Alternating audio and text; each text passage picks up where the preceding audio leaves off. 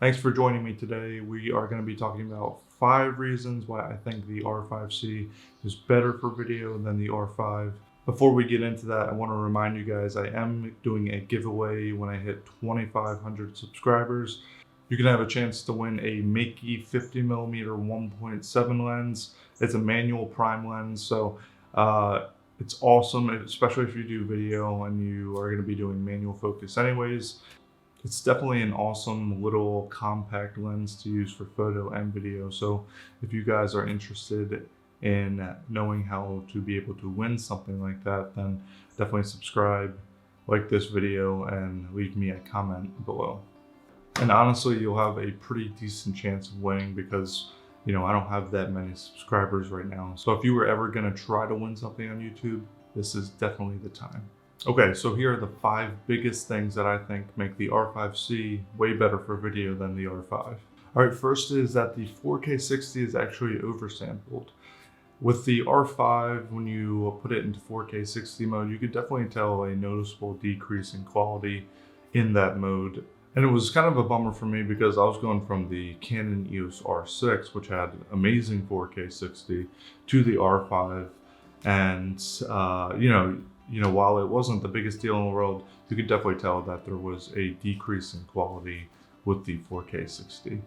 And now with the R5C, we're back to that oversampled 4K 60, so I'm really happy. All right, next up are the exposure monitoring tools built in within the camera. So now I do not need an external monitor to access waveforms or false color.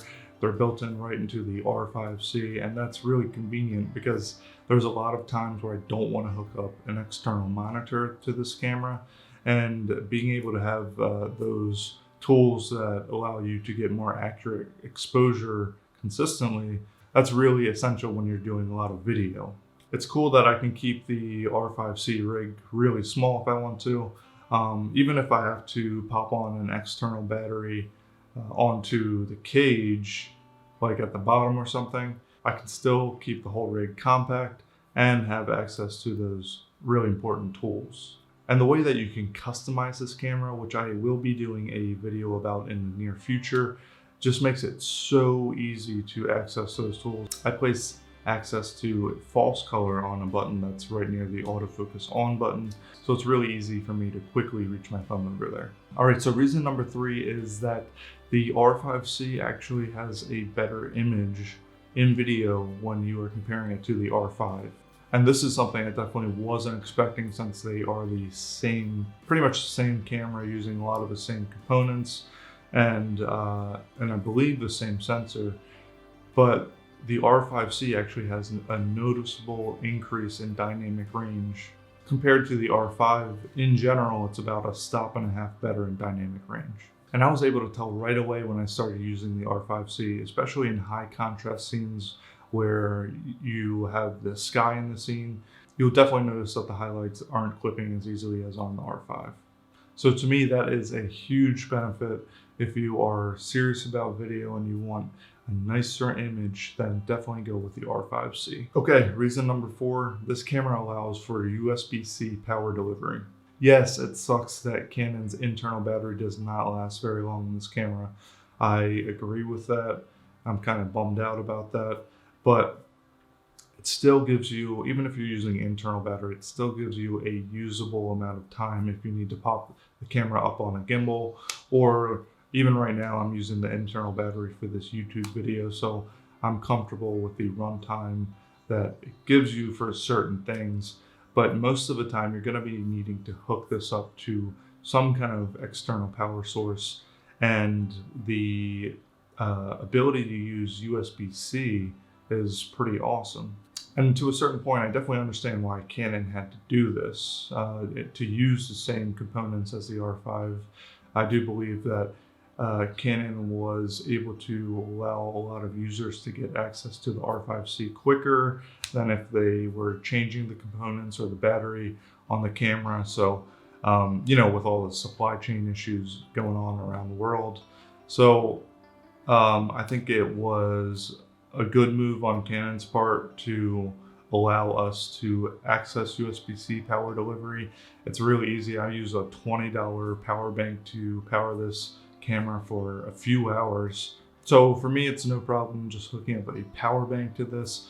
You know, the pros definitely outweigh the cons, and I love that we have access to a more robust feature set for video. We have access to the Canon Cinema OS, which is amazing and very customizable.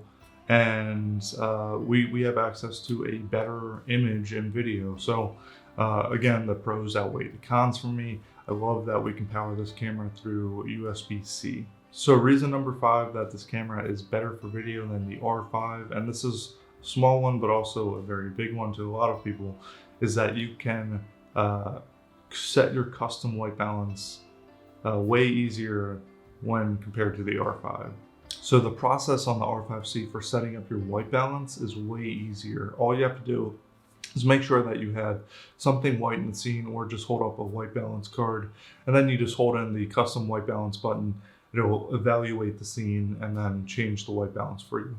On the R5, you actually have to go into photo mode, take a picture of the white balance card, and then go back into video mode, set custom white balance. I've had to use that method on some bigger projects where I was moving from location to location, and it is definitely not fun. You know, it just takes too much time. So I am definitely glad that they changed that on the R5C. Okay, so those are my 5 big reasons why the R5C is better for video than the R5, for me at least. A couple of other notable things are the electronic level that you have access to in the camera. And like I said, the Canon Cinema OS, I think it's amazing. And I also really like the layout of the menu. It's hard to get used to at first if you're used to the R6 or the R5 menu systems. But once you get used to it, you'll definitely notice that the layout's fine the way it is. So if you have the R5C, let me know your favorite video features on the camera. And don't forget, I'll be doing a lens giveaway at 2,500 subscribers. So if you're interested, subscribe to my channel, hit the notification bell, and I will talk to you guys soon. So yeah.